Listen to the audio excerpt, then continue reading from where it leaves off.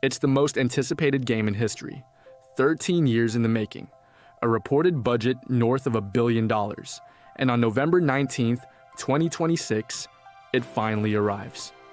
This is Grand Theft Auto 6, and this is everything we actually know, from the two criminals at its heart, to the massive world you'll get lost in, to what it costs and how to be ready on day one. No hype without facts. Let's get into it. And if you want the full picture, stay till the end. The last section is the one everyone's arguing about. First, how we got here.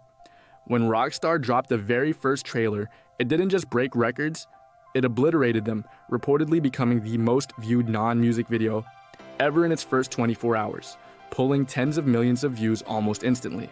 The second trailer was another monster drop, giving us our clearest look yet at the world and its characters.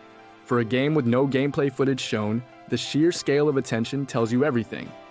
The world has been waiting for this since 2013, and Rockstar has said almost nothing since. Every scrap gets dissected frame by frame. That silence is a strategy, and it's working. At the center of it all, two protagonists, Lucia Caminos and Jason Duval. This is a first for the series. Lucia is the first female lead in a mainline Grand Theft Auto in over 25 years, and she's not optional. The story is pure Bonnie and Clyde, a couple bound together, running through the neon underworld of Vice City. Lucia's arc reportedly starts fresh out of prison, fighting for her family. Jason is ex-military, washed up in the Leonida Keys chasing an easy life, only to get pulled into the local drug trade.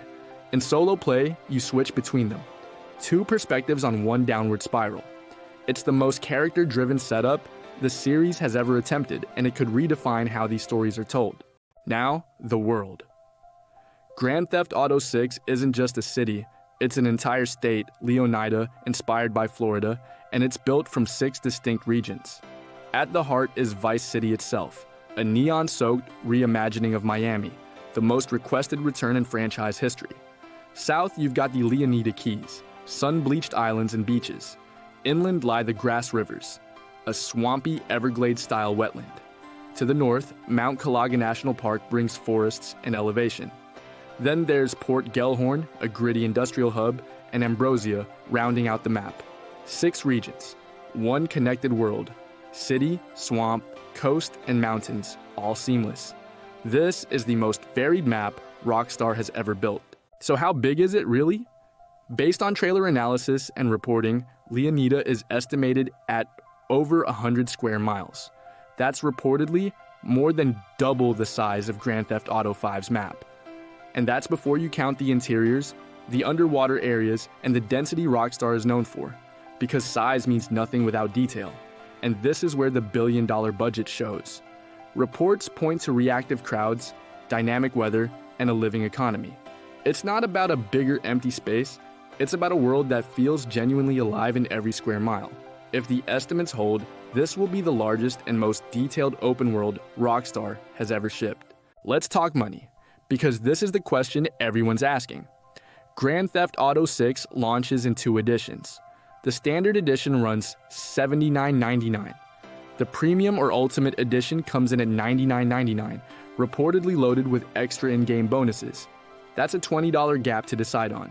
And here's a tip that matters. Pre-orders placed before launch reportedly include the vintage Vice City bundle, themed vehicle wraps, weapon skins, apes, and outfits, free. So even the standard edition rewards ordering early.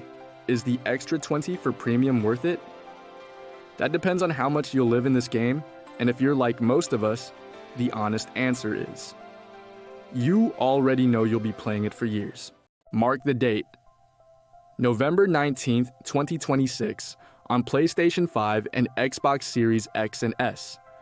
A PC version hasn't been dated. If history repeats, expect it later, likely well into 2027. To be ready day one, watch for preload. It reportedly opens about a week early, around November 12th, and the download is estimated at 150 to 200 gigabytes. Clear that space now. And the stakes? Reports estimate development costs north of $1 billion, possibly the most expensive game ever made. But when you own the best-selling crime franchise on the planet, one that's generated billions, you bet big. Rockstar is betting the biggest anyone ever has. So here's the big question. Can it possibly live up to 13 years of hype? Consider what's stacked up: the best-selling entertainment franchise ever, a billion-dollar budget you'll see in every frame, a brand new world more than double the size of the last, the first female lead in the series' history, and a fan base that made the trailers the most watched in the platform's history before a single second of gameplay. Every arrow points the same direction. This won't just be the biggest game launch of the year. It could be the biggest in the history of the medium. On November 19th, we find out. This is Vice City Wire. Subscribe, because from now until launch, we're covering every single detail. And you're not going to want to miss what comes next.